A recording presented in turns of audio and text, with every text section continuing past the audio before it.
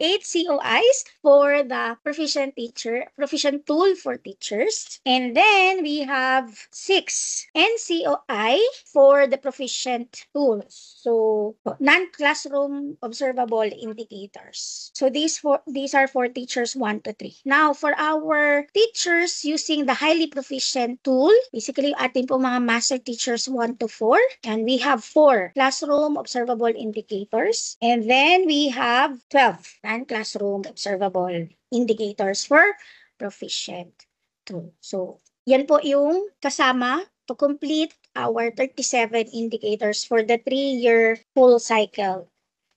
So in total po, yan, only 14 PPST-based objectives shall be assessed for school year 2024-2025, both for classroom observable indicators and non-classroom observable indicators.